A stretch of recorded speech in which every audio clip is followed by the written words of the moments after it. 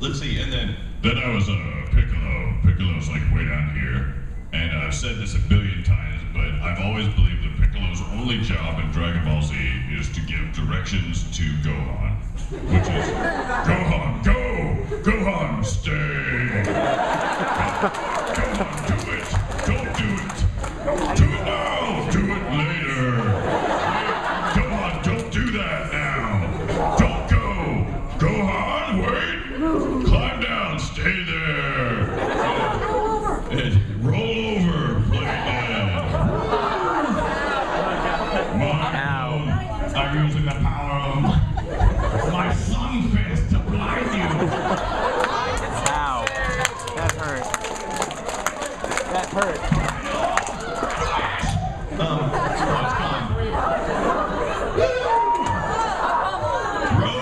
Roguelite!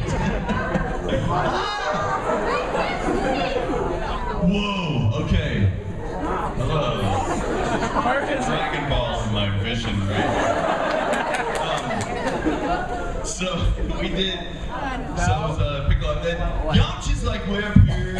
He's like this voice here. He's like was total awesome sauce back in Dragon Ball days. And then now he's a complete douche monster because I don't know what happened, but he just totally lost it. I guess once you die and come back, maybe have a different perspective on things. But my main perspective would have been to try and keep the girlfriend I had and not let her get knocked up by pretty much the worst villain Dragon Ball's ever known.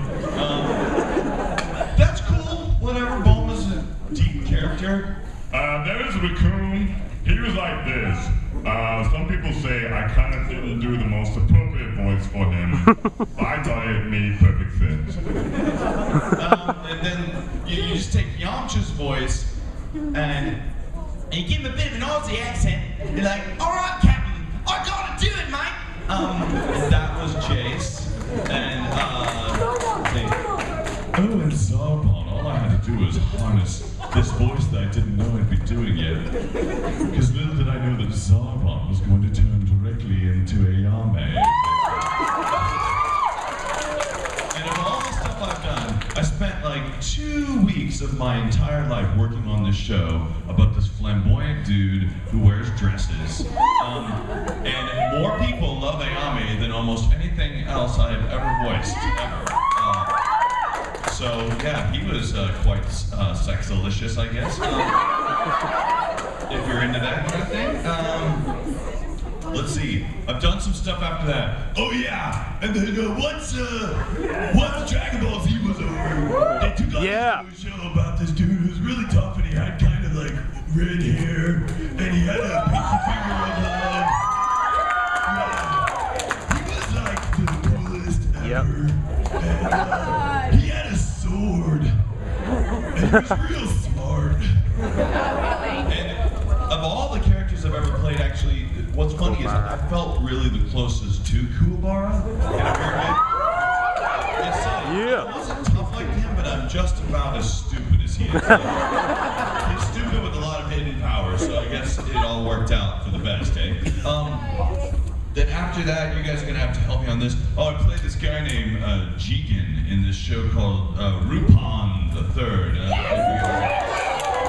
always has a cigarette in his mouth, and at the time that worked out perfectly for me because I always had a cigarette in my mouth. So it actually, you'd think it would be helpful to keep a cigarette in your mouth during the session to help inspire you, except when you're a smoker, all it does is make you want to step out of the booth to smoke the cigarette that's in your mouth.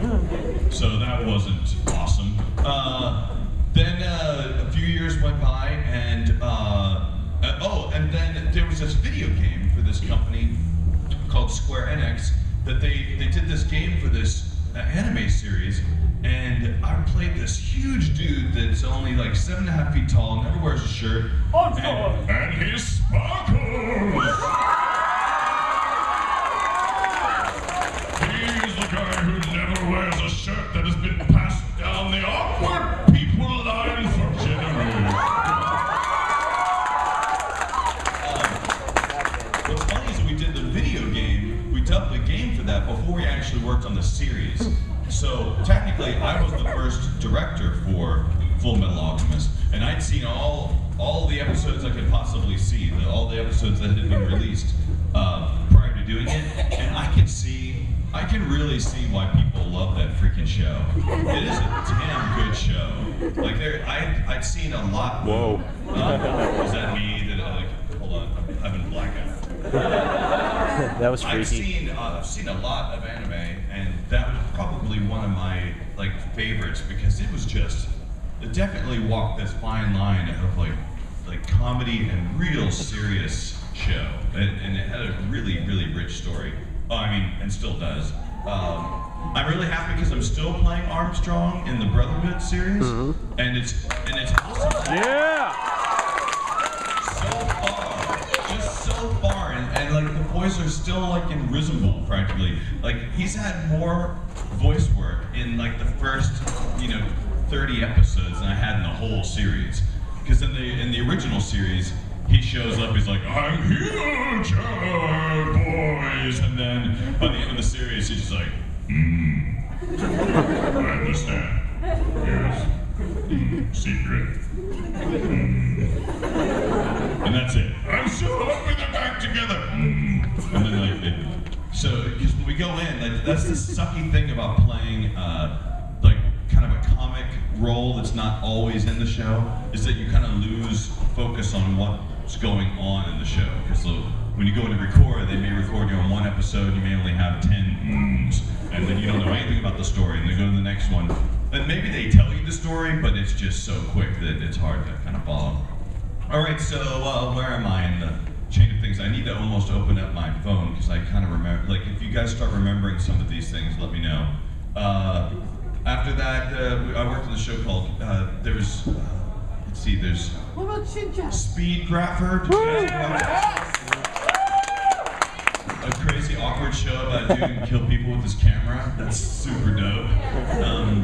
I've been trying to do that since, and not once has a hot chick fallen from the ceiling and kissed me, so I can still keep trying. Let's see. Oh wow, my memories. Oh yeah, there's Tsubasa Chronicles, which is kind of awesome. The guy's, his name is Kurogane, or or Kurogane, or whatever one people want to call him. No, apparently there's an argument about Kurobu. I don't even want to get into. That guy just always wants to go home. I don't know if you guys have noticed, but I do kind of do the same voice on a lot of shows. So I know this is the menu voice of Christopher Sabat. It probably should be called the mostly tough, low guy voice of Christopher Sabat. I was saying yesterday, last night at our panel, which was just packed. I mean, just packed. If you were one of the 6 people there, you had the best time ever. I talked about how, for whatever reason, I always get cast as a guy either with a sword, guaranteed muscles, and usually doesn't want to be involved with the rest of the group. Somehow either had and oftentimes has better ideas than everybody else. Just if it had been up to Vegeta, Dragonball Z would have been over in 20 episodes. It's let's kill them all! Oh, that's a good idea. Okay, blast, done. How about we